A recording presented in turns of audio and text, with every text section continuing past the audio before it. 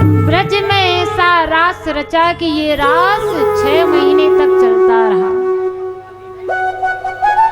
जब ये रास 6 महीने तक चला, भगवत प्रेमियों, ये रास कितने 6 महीने तक चला। जब इस रास को नारद जी ने देखा कि रास चला है 6 महीने से, नारद जी के मन में विचार आया कि कंस का उद्धार होना चाहिए। नारद जी के मन में क्या विचार आया कि कंस का उद्धार होना चाहिए।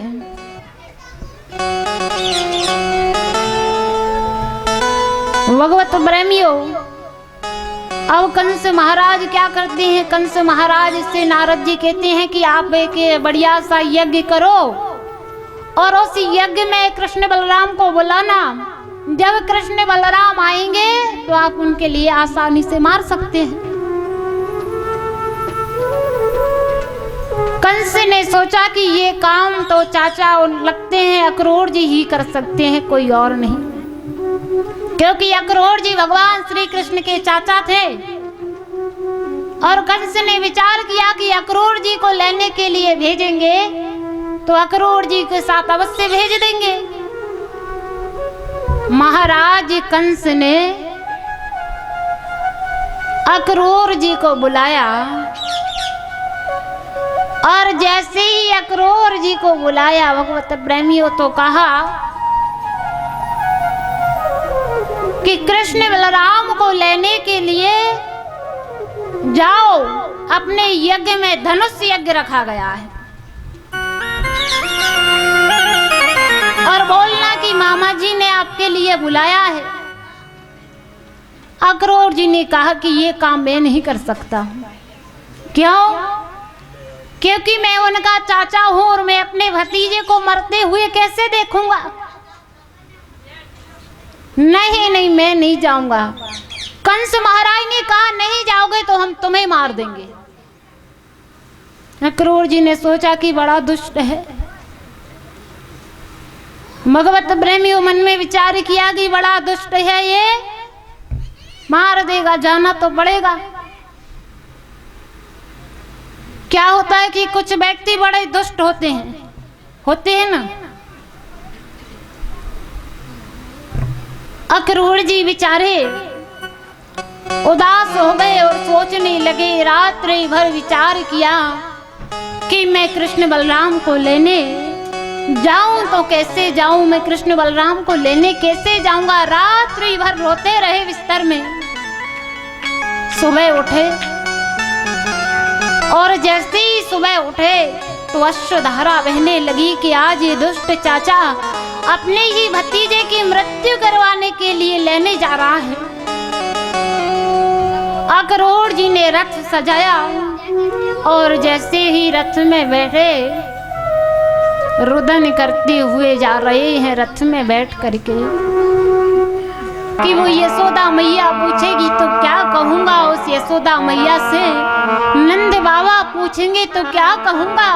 एक तो इतने दिनों बाद जा रहा हूँ और जा रहा हूँ तो मैं क्या संदेशा लेकर जा रहा हूँ।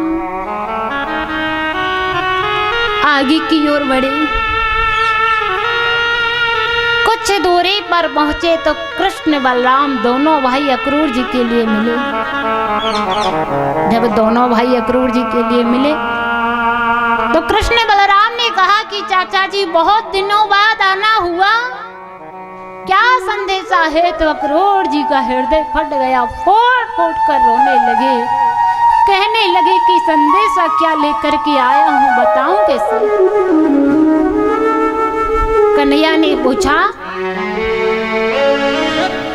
चाचा जी बहुत दिनों बाद आना हुआ, बताइए। अक्रूर जी ने कहा कि आपको महाराज कंस ने बुलाया है। भगवान ने कहा कि ये बात आप यशोदा मैया को मत बताना। भगवत प्रेमियों, रथ आगे की ओर बढ़ा, आनंद भवन में पहुंचा।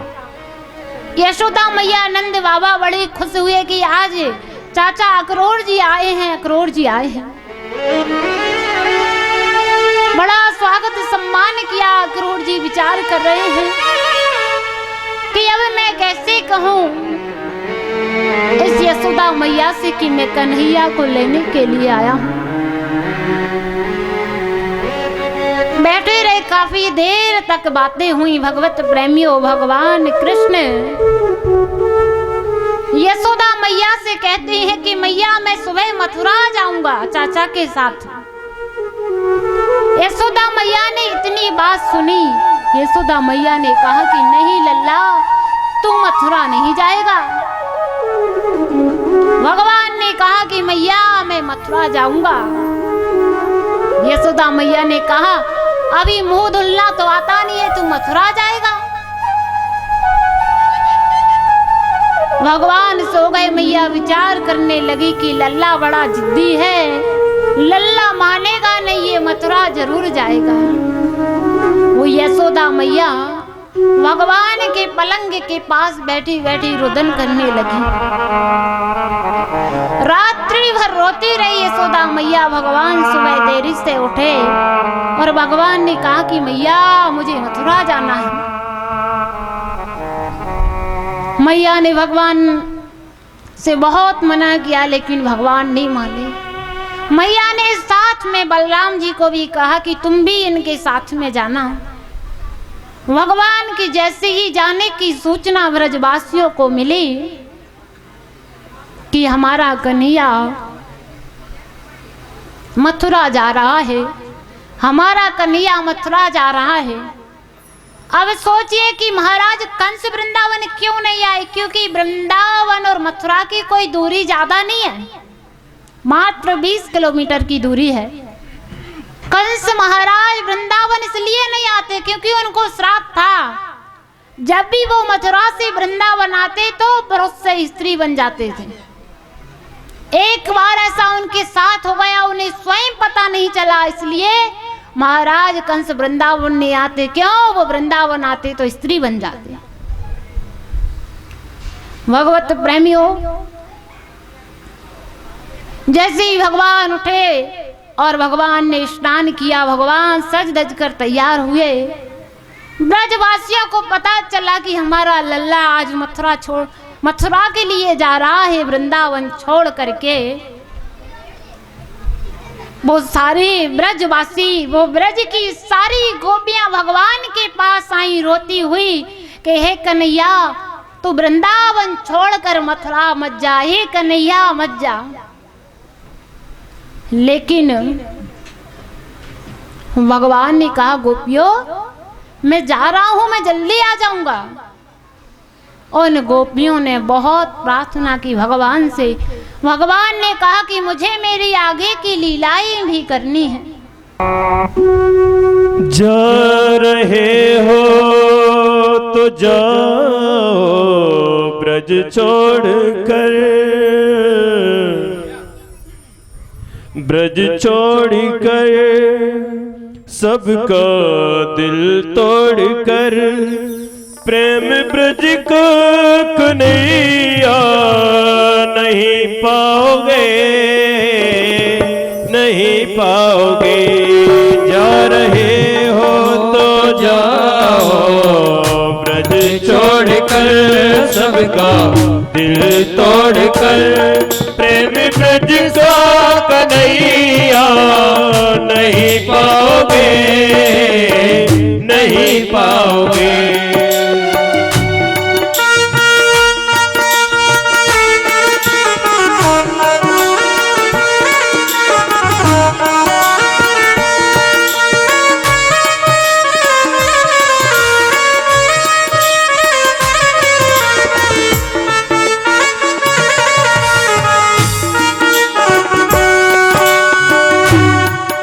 लताएं कदम्ब की ये डालियां,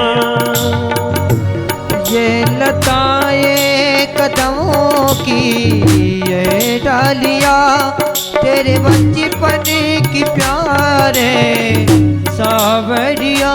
ये लताएं कदम्ब की ये डालियां, तेरे बचपन की साथी सांवरिया। कुछ कलियां कुंज कलियां कहानी तेरी गा रही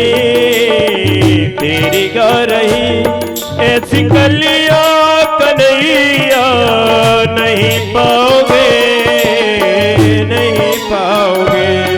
जा रहे हो तो जाओ ब्रज छोड़कर सबका दिल तोड़कर प्रेम ब्रज का कन्हैया नहीं पाओगे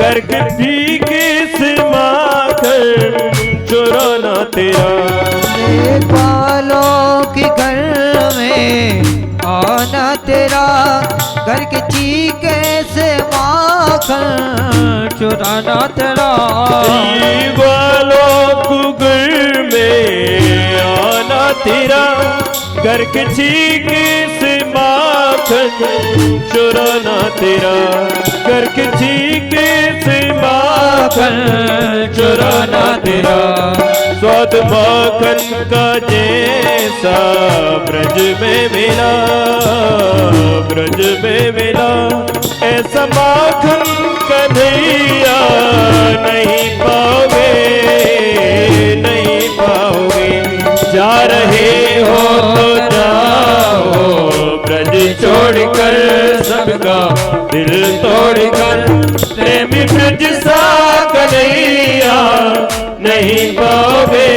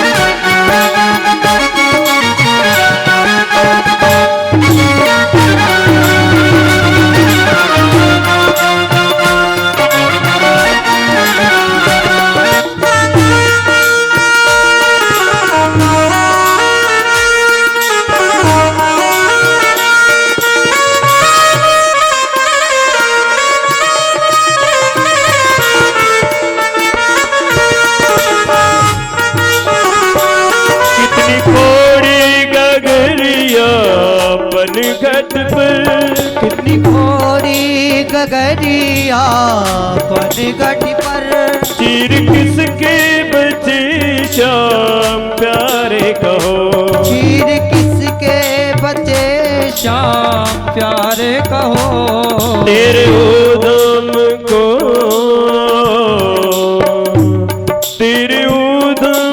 जिसने हंस के सहे तेरे उधम को जिसने हंस के सहा ऐसा प्रेमी कन्हैया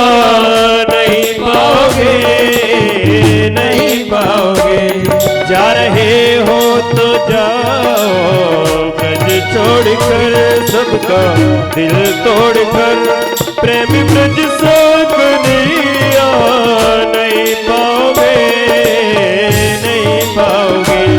प्रेमी ब्रज सो सबरिया नहीं पाओगे हो नहीं पाओगे बोले वृंदावन बिहारी लाल की। अब जैसे इधर भगवान तैयार हुए और भगवान ने अपनी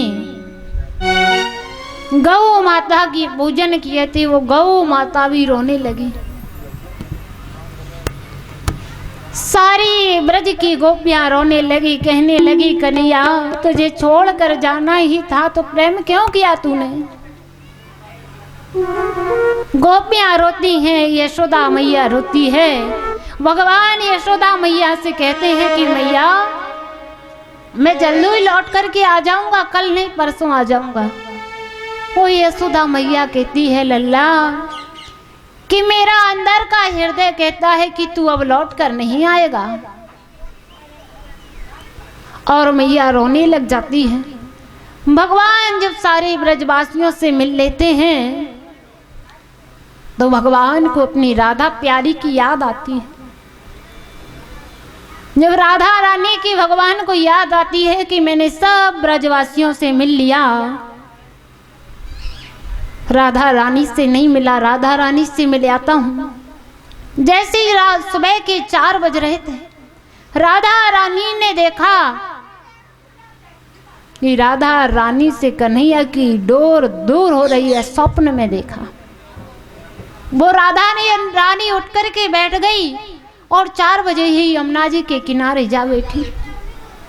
जब भगवान श्री कृष्ण सज धज कर राधे रानी के पास गए तो राधा रानी ने कहा कि कन्हैया रोज तो तू ऐसा ही मेरे से मिलने के लिए आता था, आज बड़ा सज कर आया है। राधा रानी ने अपना स्वप्न सुनाया कि कन्हैया मैंने रात्रि में आज एक बड़ा अजीब स्वप्न देखा है। भगवान श्री कृष्ण विचार करने लगे कि मैं कहूं तो कैसे कहूं राधे से कि राधे मैं हमेशा हमेशा के लिए वृंदावन से जा रहा हूं। मैं कैसे कहूं राधे से कि राधे अब मैं लौट करके नहीं आऊंगा। भगवान विचार करने लगे अपने आप में। राधा रानी ने कहा कन्हैया पहले तो तू बता, आज तू इतना सुंदर सज सवर कर क्यों आया है। भगवान ने कहा कि राधा मैं वृंदावन छोड़ करके मथुरा जा रहा हूं और मैं ये नहीं कहता हूं कि मैं लौट करके आऊंगा। भगवान ने उन गोपियों से ब्रजवासियों से कहा था कि मैं लौट कर आऊंगा, पर भगवान राधा रानी से कह रहे हैं कि मैं ये भी नहीं कहता कि मैं लौट कर आऊंगा। राधा रानी ने कहा अच्छा कन्हैया तो तू जा रहा है छोड़ करके। भगवान ने कहा कि देख राधे मुझे मेरे आगे की लीलाएं संपन्न करनी है, मैं बस आपसे आज्ञा लेने के लिए आया हूँ।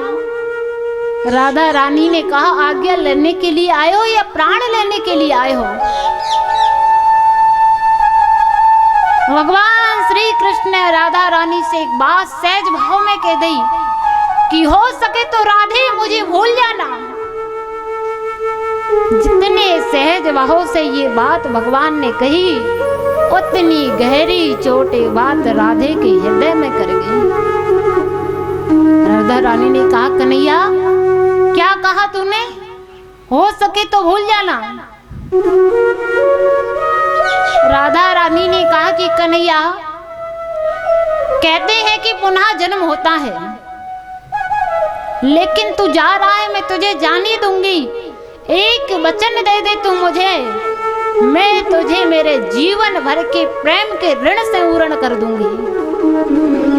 भगवान ने सोचा कोई वचन छोटा मोटा मांगेगी, प्रेम के ऋण से मैं पूर्ण हो जाऊंगा।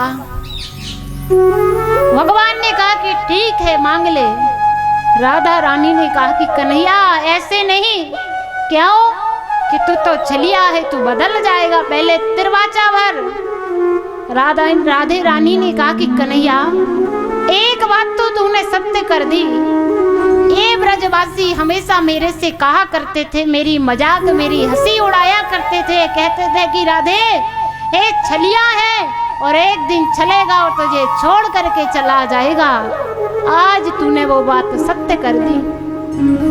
मैं तेरे लिए बावली हुई, पगली हुई, गली गली में बदनाम हो गई। और आज तूने वही काम किया जो ब्रजवासी कहा करते थे। चल ठीक है, लेकिन एक वचन दे जा और चला जाना। राधा रानी ने कहा कि कहते हैं कि पुनः जन्म होता है, और अगर ये बात सत्य है तो कन्हैया अगले जन्म में तू राधा बने और मैं कृष्ण बनूं। जब मैं आकर के तुझसे कहूंगी कि हो सके तो मुझे भूल जाना। भगवान श्री कृष्ण ने कहा कि ये क्या मांग लिया तुमने। राधा रानी ने कहा कि लगी हृदय में चोट, हुआ दुख। भगवान बड़े दुखी हो गए। भगवान ने कहा कि राधे, यदि आप आज्ञा नहीं देंगी तो मैं ब्रज की अपनी आगे की लीलाएं संपन्न कैसे करूंगा। राधा रानी ने भगवान को आज्ञा दी। भगवान ने राधा रानी को वचन दिया कि जब जब तुम याद करोगी तब तब तुम मुझे अपने पास में पाओगे। भगवान वहां से भी विदाई लेकर के जैसे ही गए, वो गोपियां दौड़ी दौड़ी राधे के पास गई, जहाँ पर राधा रानी यमुना जी के किनारे पर बैठी थी, और जाकर के कहा कि राधा, ओ राधा। राधा रानी बावली हो चुकी।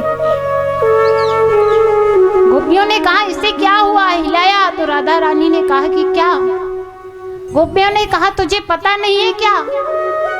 राधा रानी ने कहा मुझे सब पता है। गोपियों ने कहा तुझे सब पता है, फिर तू यहाँ बैठी है। राधा रानी ने कहा मैं कर भी क्या सकती हूँ। गोपियों ने कहा कि वो कन्हैया वृंदावन छोड़ करके मथुरा जा रहा है, उसे रोक। राधा रानी ने कहा कि मेरे रोकने से यदि वो रुकता तो मैं उसे अवश्य रोकती। उन गोपियों ने कहा कि तू नहीं रोकेगी, हम रोकेंगे, हम रोकेंगे। वो गोपियां दौड़ी दौड़ी गई और जहां से भगवान का रथ निकलता वहां जाकर के लेट गई। उन गोपियों ने अक्रूर जी से कहा कि रथ ले जाना है तो हमारे ऊपर से ले जाइए, क्योंकि हम कृष्ण के बिना जी नहीं सकते। भगवान रथ से उतरे, और जैसे ही भगवान रथ से उतरे तो भगवान ने एक एक गोपी को उठाया और गोपियों से कहा कि मुझे मेरे आगे की लीलाएं करनी है। उन गोपियों ने कहा कन्हैया तुझे कुछ करना है, पर तूने हमसे प्रेम क्यों किया। जब तुझे छोड़कर जाना ही था तो हमसे प्रेम क्यों किया तूने। मरने के लिए छोड़कर जा रहा है, हम तेरे बिना नहीं जी सकते, हम मर जाएंगे, हम मर जाएंगे। भगवान ने कहा यदि आप मुझसे सच्चा प्रेम करती हैं तो आप मरेंगी नहीं,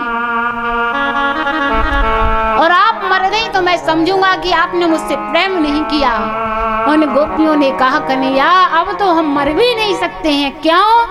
क्योंकि हम मर गए तो तू ये सोचेगा कि हमने तुझसे प्रेम नहीं किया, तूने तो हमें दुविधा में डाल दिया। भगवान ने उन गोपियों को हटाया और भगवान अपनी आगे की ओर बढ़े। जैसे ही भगवान आगे की ओर गए, साथ में बलराम कुछ सखा गए थे, कुछ सखा वैसे ही गए थे। रास्ते में एक धोबी मिला जो महाराज कंस के कपड़े धुलता था। भगवान के सखाओं ने कहा कि ये देखो कितने सुंदर सुंदर वस्त्र हैं, एक एक जोड़ी हमें ला दो ना कन्हैया। भगवान श्री कृष्ण ने कहा कि हमारे सखाओं के पास वस्त्र नहीं है, धोबी मामा जी एक एक जोड़ी वस्त्र दे दीजिए। वो धोबी मामा ने कहा कि अपना मुंह देखा है कभी दर्पण में? जो महाराज कंस के वस्त्र पहनने की इच्छा रखते हो अभी देता हूँ वस्त्र। एक लाठी उठाई, भगवान को मारने लगा। भगवान ने धोबी मामा के ऊपर हाथ किया तो धोबी मामा का उद्धार हो गया। भगवान आगे की ओर गए। महाराज कंस की दासी कुब्जा का शरीर टेढ़ा था, भगवान को तिलक लगाया, उसका शरीर सीधा हुआ। भगवान आगे की ओर गए। महाराज कंस ने द्वारे पर एक कुवलयापीड़ नाम का हाथी खड़ा कर दिया। भगवान को देखकर वो हाथी प्रणाम करने लगा। भगवान ने कुवलयापीड़ नाम के हाथी का उद्धार किया। जैसे ही महाराज भगवान ने उस धनुष यज्ञ था वहां पहुंचे, महाराज कंस के एक से एक योद्धा, चारुण मुष्ट कैसे कई योद्धा वहां पर थे। भगवान ने उन योद्धाओं से युद्ध किया, उन योद्धाओं का उद्धार किया।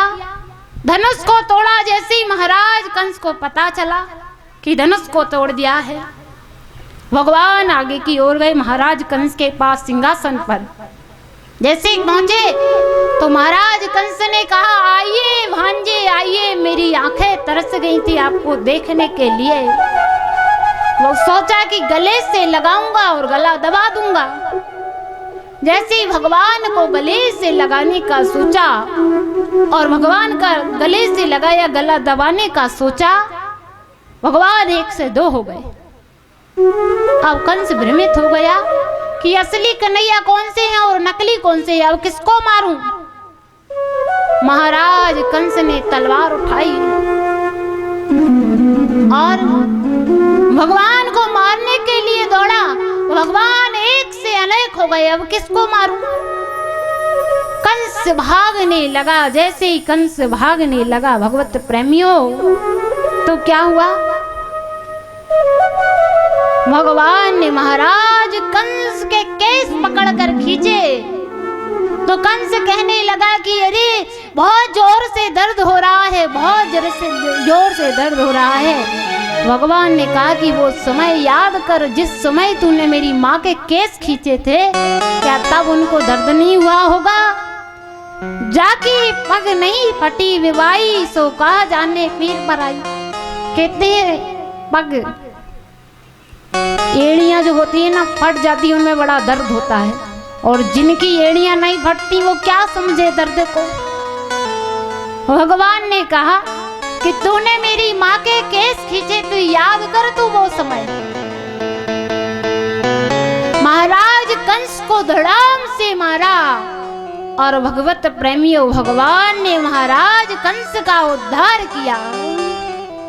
इसके बाद भगवान ने अपने नाना उग्रसेन की हथकड़ियां बेड़ियां खोली, नाना उग्रसेन को राज तिलक किया। उसके बाद नाना उग्रसेन से अपने माता पिता की हथकड़ियां बेड़ियां खोलने का आदेश लिया। तो महाराज उग्रसेन ने देवी की मैया और वसुदेवी की हथकड़ियां बेड़ियां खोलने का आदेश नहीं दिया। क्यों? क्योंकि बेटा बड़ा दुष्ट था, लेकिन उसका मरने का समाचार सुनकर बड़ा दुख हुआ, हृदय में बड़ा दुख हुआ। भगवान ने प्रार्थना की। भगवत प्रेमियों, प्रार्थना करने के बाद मामा नाना उग्रसेन ने हथकड़ियां बेड़ियां खोलने का आदेश दिया। भगवान ने अपने माता पिता की हथकड़ियां बेड़ियां खोली। जैसे ही हथकड़ियां बेड़ियां खोली, देवी की मैया ने भगवान श्री कृष्ण को गले से लगाया और बहुत रोदन किया कि आज 11 साल बाद मैं अपने लल्ला को गले से लगा पा रही हूं। कहते हैं कि भगवान श्री कृष्ण ने ब्रजभूमि में कभी चरण पादुका नहीं पहनी थी। यशोदा मैया के यहाँ भगवान का मुंडन नहीं हुआ था। देवी की मैया ने मुंडन कराया, चरण पादुका पहनाई भगवान को। जैसे ही भगवान देवी की मैया और वसुदेव जी के साथ गए, इधर ब्रजवासी लौट करके गए और जाकर के कहा कि कन्हैया नहीं आया। इतनी बात यशोदा मैया ने सुनी कि यशोदा मैया मूर्छित होकर धड़ाम से गिर गई। भगवत प्रेमियों, भगवान थोड़े से बड़े होते हैं। भगवान गुरुकुल में पढ़ने के लिए जाते हैं। भगवान की गुरुकुल अवंतिका नगरी उज्जैन में भगवान पढ़ने के लिए आए। वहां पर मित्रता हो जाती है भगवान की सुदामा जी से। ये प्रसंग कल आएगा। एक बार क्या होता है कि भगवान अपने कक्ष में बैठे हुए थे और भगवान कक्ष में बैठे बैठे भगवान रुदन कर रहे थे। जब भगवान रो रहे थे बैठे बैठे, उद्धव जी आए भगवान के पास और उद्धव जी ने आकर के भगवान से कहा कि आप परब्रह्म परमेश्वर होकर और आज आप रो रहे हैं। भगवान ने कहा कि मुझे मेरी यशोदा मैया की याद आ रही है। मुझे गोपियों की याद आ रही है, मुझे मेरी राधा प्यारी की याद आ रही है। भगवत प्रेमियों, जैसे इतनी बात उद्धव जी ने सुनी तो उद्धव जी को बड़ा अहंकार था ज्ञान का। भगवान ने कहा कि वो गवरिया नहीं, वो ग्वाले नहीं, वो तो मेरे प्रेमी हैं, वो तो मेरे हृदय में बसते हैं। भगवत प्रेमियों, भगवान ने उद्धव जी से कहा कि एक मेरा छोटा सा काम कर दो, एक पत्रिका लेकर के आप वृंदावन चले जाओ। भगवान ने कहा ये पत्रिका लेकर के आप वृंदावन जाओगे तो सही, लेकिन आपको वृंदावन में पहचानेगा कौन? भगवान ने अपना पीतांबर उड़ा दिया उद्धव जी के लिए। जैसे ही उद्धव जी गए, वो पीतांबर ओढ़ के वृंदावन के लिए, कुछ दूरी पर उन गोपियों ने देखा रथ। गोपियों ने सोचा कन्हैया आ गया है, कन्हैया आ गया। वो गोपियां ऐसी भागी, कुछ गोपियों ने तो मटकी ही कुएं में छोड़ दी, पानी भर रही थी। भागी, दौड़ी दौड़ी, बोली कन्हैया आ गया, कन्हैया आ गया। और जैसे ही उद्धव जी के रथ के पास में पहुंची तो देखा कि ये कन्हैया नहीं है। उन्हें गोपियों ने कहा कि आप कन्हैया तो नहीं है, लेकिन ये पीतांबर कन्हैया का है। उद्धव जी ने कहा कि आपने कैसे पहचाना? उन गोपियों ने कहा कि हम कन्हैया की एक एक चीज पहचान सकते हैं, कैसे भूल सकते हैं हम कन्हैया की। इतने दिन हम उसके साथ में रहे तो उसकी पीतांबर को कैसे भूल सकते हैं? आप कौन हैं, कहाँ से आए हैं, और एक कन्हैया का पीतांबर क्यों ओढ़े हैं आप? उद्धव जी ने कहा कि मैं भगवान श्री कृष्ण का मित्र हूँ और मथुरा से आया हूँ एक पत्रिका लेकर के। जैसे ही उद्धव जी ने कहा कि मुझे यशोदा मैया के घर जाना है, यशोदा मैया का घर कहाँ पर है?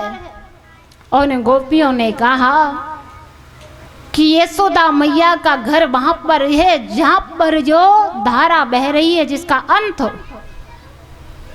वहां पर यशोदा मैया का महल है। इसी धारा को पकड़े पकड़े चले जाओ। उद्धव जी उसी धारा को पकड़े पकड़े गए। महलों में जैसे ही पहुंचे तो यशोदा मैया बावली हो गई। यशोदा मैया कह रही कौन है, धीरे से आना, मेरा लल्ला सो रहा है, पलना में जग जाएगा। उद्धव जी ने कहा कि मैं यह क्या सुन रहा हूँ, कौन सा लल्ला सो रहा है यहाँ पलना में? उद्धव जी ने देखा तो पलना में कोई लल्ला नहीं था। भगवत प्रेमियों, उद्धव जी ने कहा कि मैं कृष्ण का मित्र उद्धव पत्रिका लेकर के आया हूँ। भगवत प्रेमियों, वो यशोदा मैया ने कहा कि मेरा लल्ला इतना बड़ा हो गया है, अब वो आ नहीं सकता क्या? पत्रिका भेजता है। उद्धव जी ने कहा कि आप पत्रिका पढ़ लीजिए। वो यशोदा मैया ने कहा कि मुझे पत्रिका कहाँ पढ़नी आती है। यशोदा मैया कहने लगी कि मेरा लल्ला कैसा है, मेरा कन्हैया कैसा है। यशोदा मैया कहने लगी कि वो इसलिए नहीं आया, मैं उसको मारती थी, इसलिए नहीं आया कि यशोदा मैया ने मुझे माखन अच्छे से नहीं खिलाया। मेरे लल्ला से कहना कि मैं उसे बहुत याद करती हूँ, मैं उसे बहुत याद करती हूँ। वो मैया इस प्रकार रुदन करने लगी, पूरी रात्रि हो गई रुदन करते करते। उद्धव जी ने इस दृश्य को देखा तो अपने ज्ञान का घमंड घट गया। उद्धव जी ने पूछा कि मुझे यहाँ की गोपियों से भी मिलना है। उद्धव जी उन्हें गोपियों से मिले और गोपियों से कहा कि कन्हैया ने तुम्हारे लिए पत्रिका भेजी है। अब वो पढ़ना तो जानती नहीं थी। उस पत्रिका की धज्जी धज्जी कर दी। गोपियों ने कहा कन्हैया ने मेरा नाम लिखा है, कन्हैया ने मेरा नाम लिखा है। इस दृश्य को उद्धव जी ने देखा। उद्धव जी भूलने लगे अपने ज्ञान के घमंड को। वो गोपियां इस तरह रुदन करती हैं। रोती हैं भगवान के लिए, कहती हैं हमारा कन्हैया कैसा है, हमारा कनुआ कैसा है। क्या वो आया नहीं? वो इतना बड़ा हो गया, हमारे लिए भूल गया क्या? गोपियाँ कहने लगी कि वो नहीं आया तो कोई बात नहीं, उसको कम से कम हमारी याद तो आई, उसने पत्रिका तो भेजी। कन्हैया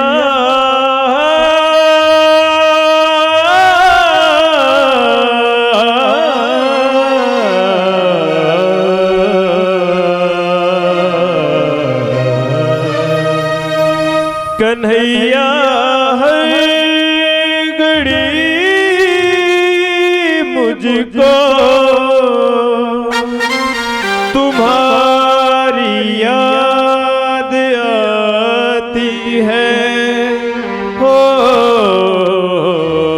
मुझे मोहन रुलाती है, मुझे मोहन रुलाती है। कन्हैया हर घड़ी मुझको, कन्हैया हर घड़ी मुझको तुम्हारी याद आती है, हो मुझे मोहन रुलाती है, मुझे मोहन रुलाती है।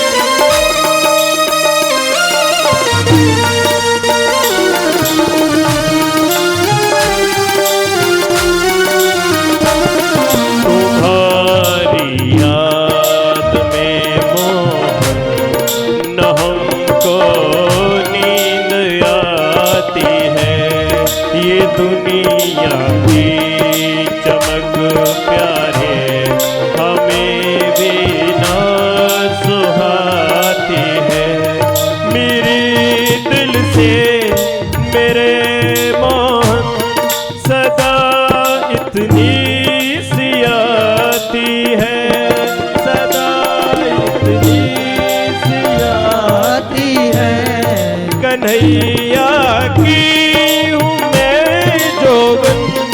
कन्हैया की हूँ मैं जोगन, मुझे इतना बताती है, हो तुझे हरदम रुलाती है, तुझे हरदम रुलाती है।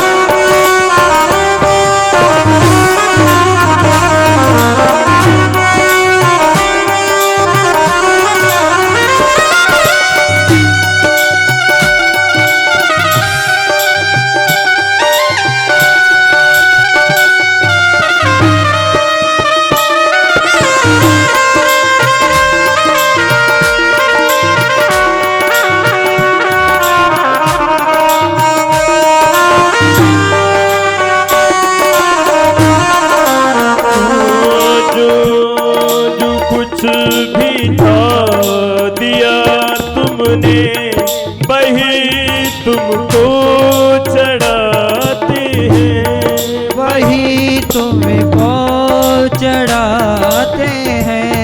है मेरी आँख में आंसू यही तुमको दिखाते हैं, यही तुमको दिखाते हैं।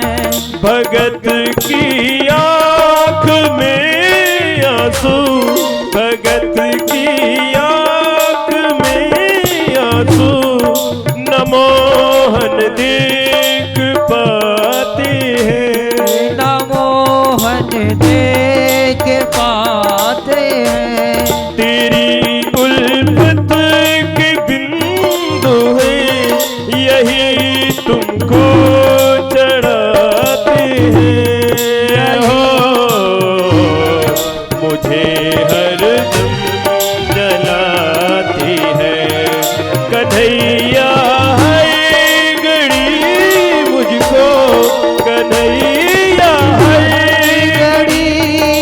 मुझको तुम्हारी याद आती है।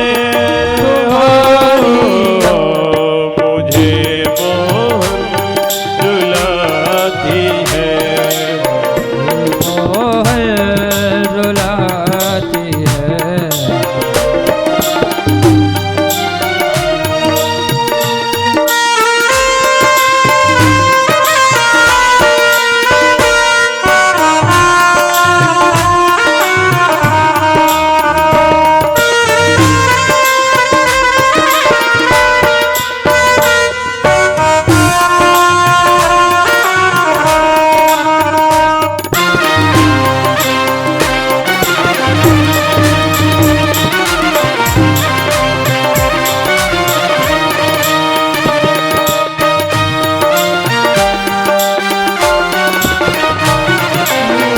जो मैं सो जानती प्रीत करे दुख होए, नगर निनोरा पीटती प्रीत न करिया को। कन्हैया हर घड़ी मुझको तुम्हारी याद आती है। तुम्हारी याद आती है। मुझे मोहन रुलाती है। मुझे मोहन रुलाती है। मुझे मोहन रुलाती है। बोली वृंदावन बिहारी लाल की। जैसे ही उद्धव उन गोपियों से मिलते हैं, उद्धव सोचते हैं कि राधे से और मिल लें। भगवत प्रेमियों, वो उद्धव जी राधा रानी के पास जाते हैं तो वो राधा रानी बैठी रहती हैं। उद्धव जी पूछते हैं कि आप तो रो ही नहीं रही हैं, क्या आपको कन्हैया की याद नहीं आती? राधी ने कहा कि कन्हैया मुझसे दूर ही कब है, जो दूर हो उसे याद आती है, जो पास में हो उसकी क्या याद है। भगवत प्रेमी हो वो राधा रानी ने कन्हैया जी के दर्शन कराए उद्धव जी के लिए। उद्धव जी के ज्ञान का घमंड यहाँ पर दूर हुआ। ज्ञान का अहंकार था, वो ज्ञान का अहंकार चोर चोर हो गया। अब इधर महाराज कंस की जो पत्नियां थी वो अपने पिता जरासंध के यहाँ पर गईं और जाकर के कहा कि कन्हैया ने हमारे पति को मार दिया है। भगवत प्रेमियों, महाराज जरासंध ने भगवान कृष्ण पर चढ़ाई की, युद्ध किया। एक काल्यावा नाम राक्षस का भगवान ने मुचकुंद ऋषि द्वारा उसका उद्धार कराया, क्योंकि हमारे लिए भगवान का विवाह करना है, इसलिए विस्तार से नहीं कर पाएंगे। अब हम आते हैं, भगवान ने समुद्र के टापू पर द्वारकापुरी का निर्माण किया। भगवान ने समुद्र के ऊपर द्वारकापुरी का निर्माण किया। एक बार भगवान के मन में विचार आया कि बलराम जी का विवाह तो हो ही गया, अब हमारा विवाह भी होना चाहिए। इधर कुंडलपुर की जो रुक्मणी थी वो भगवान श्री कृष्ण की बड़ी दीवानी थी। रुक्मणी जी का जो भैया था रुक्मी, वो बोला कि मैं रुक्मणी का विवाह करूंगा तो शिशुपाल से ही करूंगा, अन्यथा रुक्मणी का विवाह किसी और से नहीं होगा, चंदेरी के राजा। रुक्मणी जी ने कहा कि कुंवारी रह सकती हूं पर चंदेरी के राजा शिशुपाल के पास नहीं जाऊंगी, मर जाऊंगी। राजा भीष्मक रुक्मणी जी के जो पिताजी थे वो कहते कि मैं द्वारका ब्याहूं, और भैया कहता कि मैं मेरी बहन को चंदेरी ब्याहूं। रुक्मणी जी अपनी भाभी के पास जाती हैं और भाभी से कहती हैं कि भाभी मैं विवाह करूंगी तो द्वारकाधीश से करूंगी, अन्यथा कुंवारी रह जाऊंगी, मर जाऊंगी, और चंदेरी के राजा शिशुपाल के नहीं जाऊंगी। भाभी ने कहा यदि इतना ही प्रेम है तो एक पत्रिका लिख दो द्वारकाधीश के लिए। रुक्मणी जी ने पत्रिका लिखी भगवान श्री कृष्ण के लिए। रुक्मणी जी उस पत्रिका में लिख रही कि कन्हैया मैंने तुझे देखा नहीं है, तेरे नाम सुने हैं, तेरा मैं कौन सा नाम लिखूं, कनुआ लिखूं, कन्हैया लिखूं, केशव लिखूं, माधव लिखूं, गोविंद लिखूं, क्या लिखूं? लेकिन कन्हैया मेरी पत्रिका तो स्वीकार करना।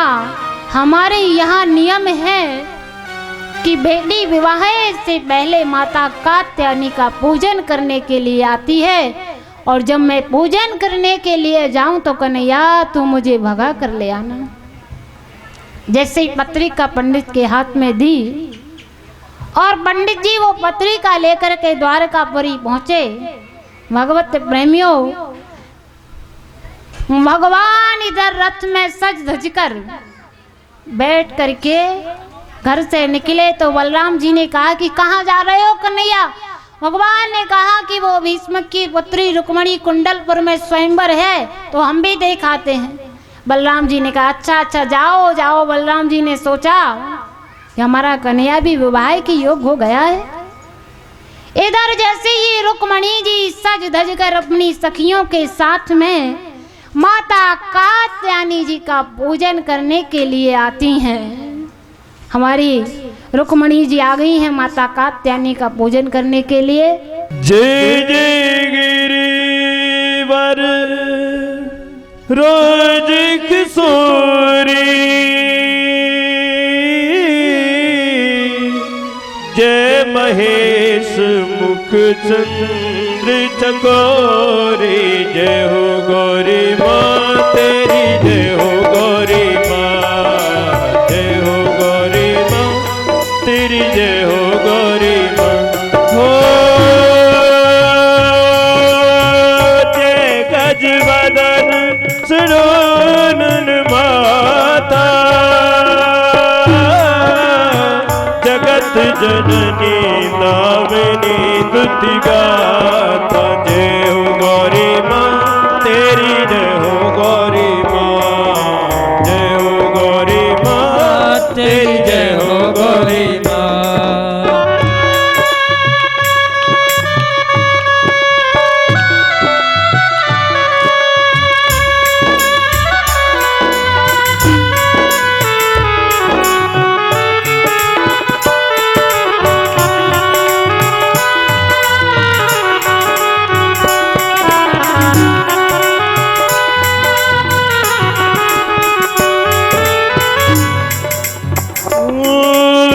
देवी पूजी पद कमल तुम्हारे,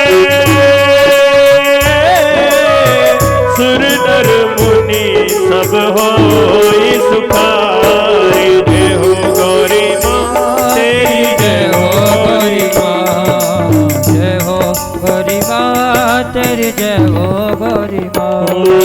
जय अम्बे गौरी मैया, जय श्यामा गौरी, तुमको निस देने दावत, मैया जी को निस देने दावत, हरे ब्रह्मा शिवरी। ओम जय अम्बे गौरी, नाग सिंदूर विराजत, टीको मृगमद को मैया, टीको मृगमद को, उज्ज्वल से दो नैना, उज्ज्वल से दो नैना, चंद्र वदनी को। ओम जय अम्बे गौरी,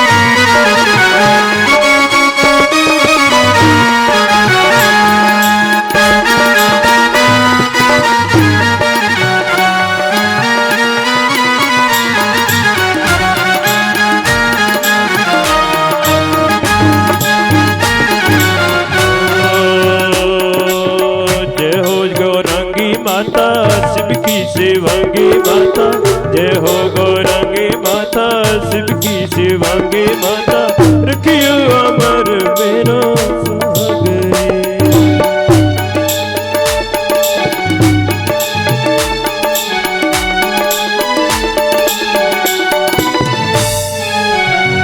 अब हमारी रुक्मणी जी जैसे ही पूजन कर रही थी, माता कात्यायनी का को दर्शन हो रहे थे द्वारकाधीश के। इधर कन्हैया जी आते हैं रुक्मणी जी को भगा कर ले जाने के लिए, तो सभी कन्हैया जी के रूप का वर्णन करते रह जाते हैं। ले गयो ले गयो ले गयो ले गयो ले गयो ले गयो रुक्मणी को भगाए के ले गयो री रुक्मणी को भगाए के ले गयो री रुक्मणी को भगाए के ले गयो री। ले गयो ले गयो ले गयो ले गयो ले गयो ले गयो ले गयो रुक्मणी को भगाए के ले गयो री रुक्मणी को भगाए के ले गयो री रुक्मणी को भगाए। और कन्हैया जी रुक्मणी जी को भगा कर ले गए। अब इधर रुक्मणी जी का भाई आता है, रुक्मी 10,000 दास दासियां साथ में भेजी थे। दास दासियों से पूछता है कि वो ले गया तो आप क्या कर रहे थे? दास दासियों ने कहा कि हम उसका रूप देख रहे थे। कैसे? कह रहे इसके गाल तो देखो कितने सुंदर हैं, कोई कहता है इसका मुकुट तो देखो कितना सुंदर है, कोई बोला इसकी बांसुरी तो देखो कितनी सुंदर है। ऐसी सुंदरता का वर्णन करते रहे वो, तब तक भगवान रुक्मणी जी को लेकर के गए। अब भगवान रुक्मणी जी को लेकर के रथ में जा रहे, रास्ते में रुक्मणी जी का भाई पहुंचा, उसने भगवान से युद्ध किया। भगवान ने रुक्मी को रथ में बांध लिया। बलराम जी को मिले, बलराम जी ने रुक्मणी जी के भाई को छुड़वाया। भगवान रुक्मणी जी को द्वारकापुरी में लेकर के आए। भगवान ने रुक्मणी जी के साथ बड़े धूमधाम से विवाह किया। भगवान द्वारकाधीश आए और रुक्मणी जी को माला पहनाए।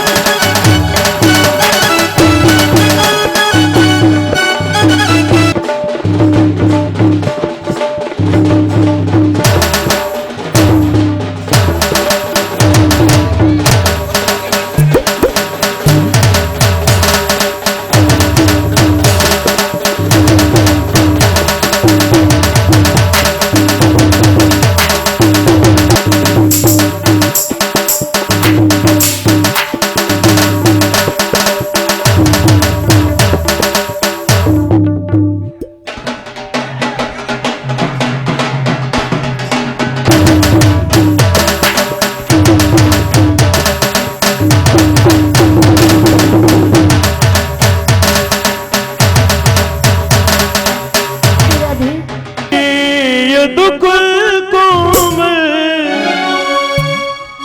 कमल नयन को पहना जयमाला, पहनो जयमाला।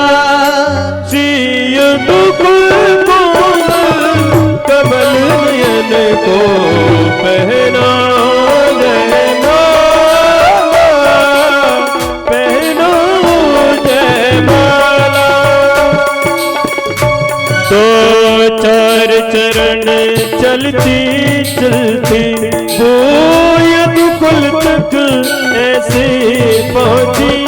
सकुचे सकुचे सहमे सहमे यह पावन अब से पुण्य मुहूर्त फिर नहीं आने वाला।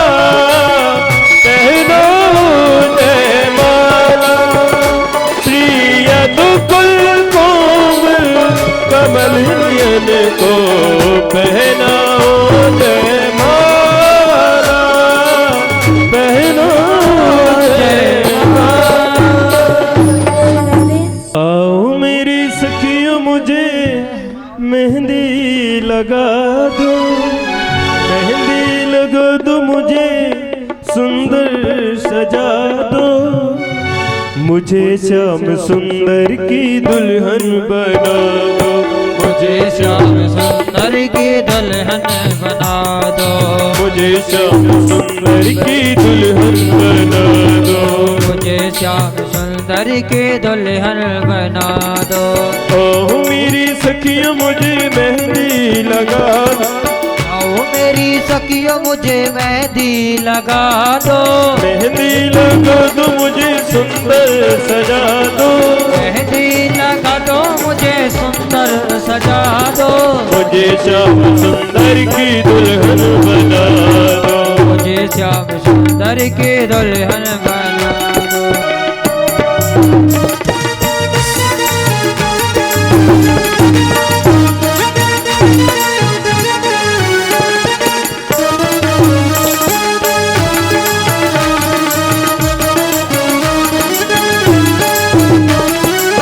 सत्संग में मेरी बात चलाई, सत्संग में मेरी बातें चलाई, सत्संग में मेरी बात चलाई, सत्संग में मेरी बातें चलाई। सतगुरु ने मेरी कीनी सगाई, सतगुरु ने मेरी कीनी रे सगाई। उनको बुला के हाथ लेवा तो करा दो, उनको बुला के हथेलीवा तो करा दो। मुझे श्याम सुंदर की दुल्हन बना दो, मुझे श्याम सुंदर की दुल्हन बना दो, मुझे श्याम सुंदर की दुल्हन बना दो, मुझे श्याम सुंदर की दुल्हन बना दो।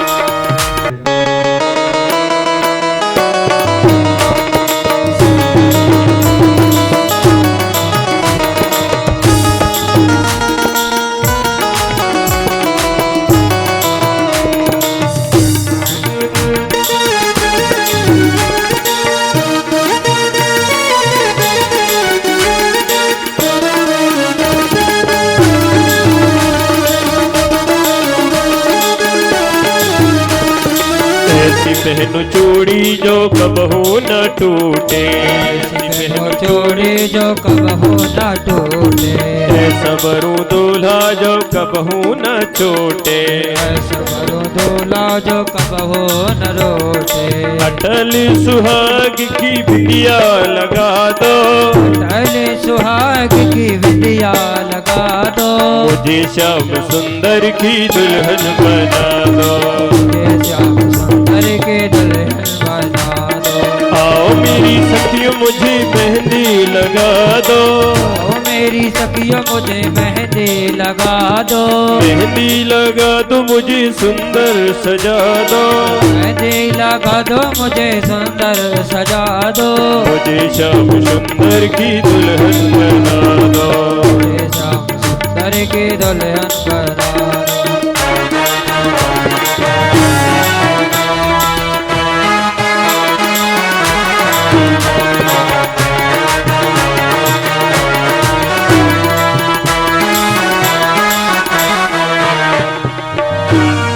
ऐसा लगता है सारे संसार की शादी है, आज मेरी शाम की शादी है, आज मेरी शाम की शादी है, ओ शाम की शादी है, मेरे घनश्याम की शादी है, शाम की शादी है, मेरे घनश्याम की शादी है, आज मेरी शाम की शादी है।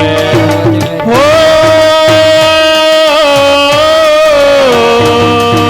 काली रातों में लागी सौगात निराली है, आज मेरी शाम की शादी है, आज मेरी शाम की शादी है।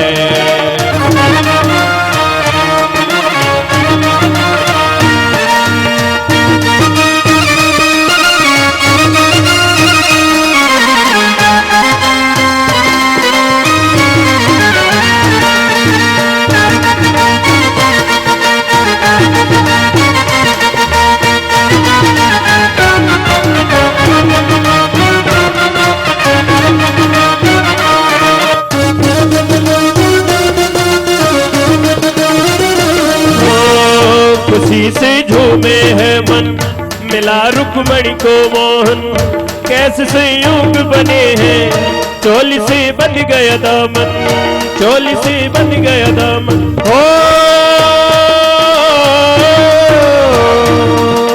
परम कल्याणी रुक्मणी के संग श्याम की शादी है, आज मेरी शाम की शादी है, आज मेरी शाम की शादी है, श्याम की शादी है, मेरे घनश्याम की शादी है। पास की सुनता है, दूर की सुनता है, गुमनाम के संग संग गरीब की सुनता है, श्याम तो फिर श्याम है, श्याम के भक्तों श्याम तो है, मजबूर की सुनता है।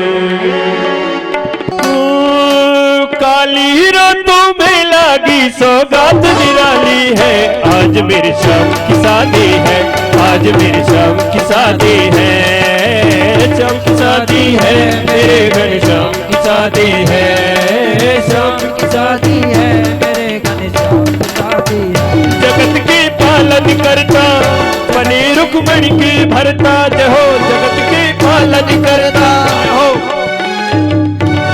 ओ जगत के पालन करता बने रुक्मणी की भरता, गोपियों के चित चोर धूल बन नाकट चोर, हो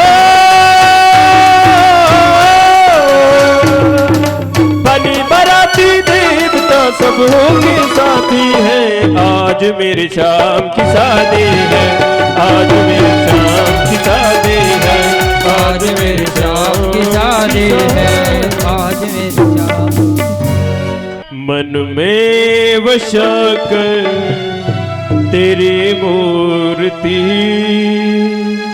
मन में बसा कर तेरी मूर्ति, उतारूं मैं गिरधर तेरी आरती, वे बसा कर तेरी मूर्ति, उतारो मैं भगवन तेरी आरती, करुण करो कष्ट हरो ज्ञान दो भगवन, अब मैं फंसी नाव मेरी तार दो भगवन, ओ करुण करो कष्ट हरो ज्ञान दो भगवन, अब मैं फंसी नाव मेरी तार दो भगवन, ओ करुण करो कष्ट हरो ज्ञान दो भगवन, भव में फंसी नैया मेरी तार दो भगवन, दर्द की दवा तुम्हारे पास है, दर्द की दवा तुम्हारे पास है। जिंदगी दया की है भीख मांगती, मन में बसा कर तेरी मूर्ति, उतारूं मैं गिरधर तेरी आरती।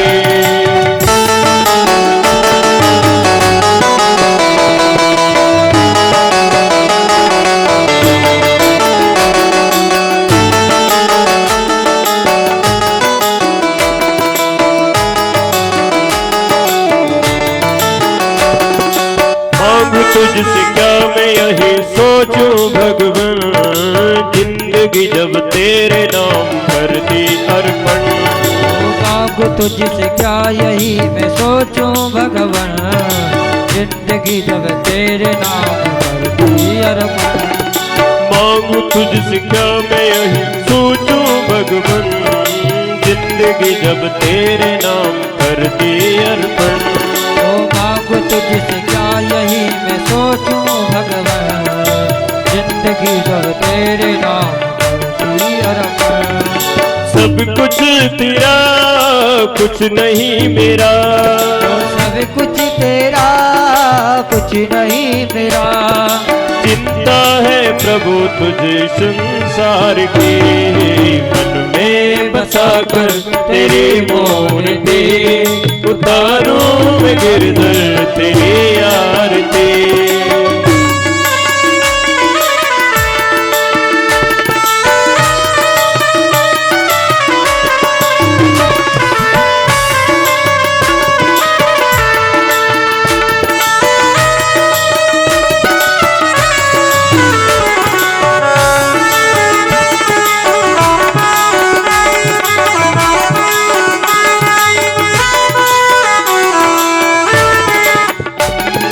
वेद तेरी महिमा गाए संत करे ध्यान, नारद गुणगान करे छेड़ बिना तान। वेद तेरी महिमा गाए संत करे ध्यान, नारद गुणगान करे छेड़ बिना तान। हो वेद तेरी महिमा गाए संत करे ध्यान, नारद गुणगान करे छेड़ बिना तान। वेद तेरी महिमा गाए संत करे ध्यान, नारद गुणगान करे छेड़ बिना तान। भक्त तेरे द्वार करते हैं पुकार, भक्त तेरे द्वार करते हैं पुकार। दास व्यास गाए तेरी आरती, मन में बसा कर तेरी मूर्ति, उतारूं मैं गिरधर तेरी आरती, उतारूं मैं गिरधर तेरी आरती। कर्पूर गौरम करुणावतारम, संसार सारम भुजगेन्द्रहारम, सदा वसंतम हृदयारविन्दे, भवं भवानी सहितं नमामि। त्वमेव माता पिता त्वमेव, त्वमेव बन्धुः सखा त्वमेव, त्वमेव विद्या द्रविणं त्वमेव, त्वमेव सर्वं मम देव देव, त्वमेव सर्वं मम देव देव। बोलो भागवत महापुराण की जय, राजा रामचंद्र भगवान की जय, अनंत बलवंत संत श्री हनुमंत लाल जी महाराज की जय, देवादिदेव महादेव भगवान की जय, श्रीमद् भागवत महापुराण की जय, गौ माता की जय, गौ माता की जय, सत्य सनातन धर्म की जय, धर्म की अधर्म का प्राणियों में विश्व का हर हर महादेव। जय जय श्री राधे। यानि कानि च पापानि जन्मांतर कृतानि जातानि सर्वाणि नश्यन्तु प्रदक्षिणा पदे पदे। भोले चार भुजा नाथ की। अरंडिया ग्राम में चार भुजा नाथ के श्री चरणों में पावन सानिध्य भगवान का यहाँ पर, जो कि अनन्य भक्त हमारे बाबूलाल जी के द्वारा यहाँ ये आयोजन किया जा रहा है। और इस कथा में व्यासपीठ पर विराजित वृंदावन से साध्वी मुरलिका जी के द्वारा कथावाचन किया जा रहा है, जो बहुत ही सुंदर वाणी से अपने को मनमोहित कर रहे हैं। इसी बीच हमारे बीच समाज सेवी हरिनारायण जी यादव साहब यहाँ पधारे हैं, उनका भी तहे दिल से स्वागत है। हम बता दें कि साध्वी जी का जो जन्म है यदुकुल से ही है और बचपन से ही वृंदावन में रहते हैं, कृष्ण प्रेमी हैं और इनका एक आश्रम उज्जैन में भी बन रहा है और कुंभों में भी सेवाएं दी जाती है और कुमाऊत परिवार कुमाऊत समाज से भी विशेष जुड़ाव लगाव है, जो कि पूरा दादूराम आश्रम उज्जैन में जो है उनमें भी सेवाएं पूरा परिवार जो तन मन धन से देते हैं। और मैं कुछ निवेदन करूंगा, यादव साहब से भी 2 शब्द संतों के सम्मान में कहिए। बोलो श्री कृष्ण भगवान की। अरंडिया गांव के इस पावन स्थल पर परम पूजनीय दादू जी महाराज के चरणों में मैं वंदन करता हूं और व्यासपीठ पे विराजमान परम पूजनीय साध्वी मुरलिका जी के चरणों में मैं वंदन करता हूं, प्रणाम करता हूं और उपस्थित सभी भक्तजनों को और माताओं बहनों को मैं प्रणाम करता हूं। और प्रणाम आपको इसलिए कर रहा हूं कि आपने पिछले 6 दिनों से यहाँ परम पूजनी साध्वी जी के मुखार के बिंद से भागवत कथा के इस सागर में गोते लगा रहे थे। अब हम तो छठे दिन आए हैं, इसलिए आपको प्रणाम करके हम भी जो लाभ आपने धार्मिक लाभ प्राप्त किया वो प्राप्त कर रहे हैं। दीदी, ये जो स्थान है ये वाकई इतना पवित्र, इतना पावन स्थान है कि यहाँ पर कई संतों ने यहाँ पर कथा कही है और वे जो संत यहाँ से कथा करके गए हैं वे बहुत प्रसिद्धि पा रहे हैं। ऐसे ही एक संत का मुझे स्मरण हो रहा है कि यहाँ पर परम पूजनीय पंडित प्रदीप जी मिश्रा सीहोर वाले, वे भी यहाँ पर कथा करके गए हुए हैं। तो ये स्थान का इतना महत्व है कि जहाँ इस स्थान पर बैठकर भगवान का जिनने गुणगान किया, यहाँ पर बैठकर कथा की है और भक्ति की है, भगवान ने उनका हाथ पकड़ लिया है। आज प्रदीप जी महाराज को देखो, पूरे विश्व में उनकी ख्याति हो रही है। आने वाले समय में हमारी परम पूजनी माता जी की भी ये स्थिति रहेगी, बहन दीदी की भी ये स्थिति रहेगी। तो ये स्थान का महत्व होता है। जिस भाव के साथ आदरणीय बाबूलाल जी और उनके बेटे मनोज जी जिस भक्ति के साथ, जिस मतलब मनोभाव के साथ ये जो कार्यक्रम करते हैं, ये उसी का परिणाम है कि यहाँ पर जो वक्ता आते हैं वे भी प्रसिद्धि पाते हैं और जो श्रोता हैं, आप लोग भी निश्चित रूप से अपने अपने क्षेत्र में बहुत आगे बढ़ेंगे। ये क्षेत्र का प्रभाव है, इनके मनोभाव का प्रभाव है। मैं भगवान से प्रार्थना करता हूँ, चारों धाम के यहाँ अपने चार भुजाधाम भगवान यहाँ विराजमान हैं, उनकी कृपा। और भागवत में और कलयुग में यह कहा जाता है कि राम ही केवल नाम आधारा, नाम ही केवल नाम आधारा, सुमर सुमर नर उतरे ही पारा। कलयुग में नाम का ही महत्व है। आपने जितना नाम जप लिया अपने जीवन को कृतार्थ कर लिया। तो इसमें कलयुग में ये बोलते हैं, अरे कथा में क्या होता है? कलयुग में कथा ही और राम नाम ही है, भगवान नाम ही है, कृष्ण नाम ही है। आप इनका स्मरण करते रहो और अपनी जीवन रूपी नैया को पार करते रहो। तो मैं निवेदन करता हूं और विशेषकर आदरणीय बाबूलाल जी और उनके पुत्र मनोज जी, उनको भगवान ने जैसे भाव दे रखे हैं ऐसे ही भाव आप लोग भी प्राप्त करें और अच्छे से अच्छे भगवान के आयोजन करते रहें, भक्ति करते रहें। निश्चित रूप से भगवान आपको पार लगाएगा। आपका परिवार मंगलमय रहेगा, बहुत प्रगति करेगा, बहुत आगे बढ़ेगा। और जितनी भी मातृशक्ति हैं उनसे भी मेरा निवेदन है कि वे भी इसी भक्ति भाव के साथ कार्य करते रहें। बहुत बहुत धन्यवाद। जय श्री राम, जय श्री कृष्णा।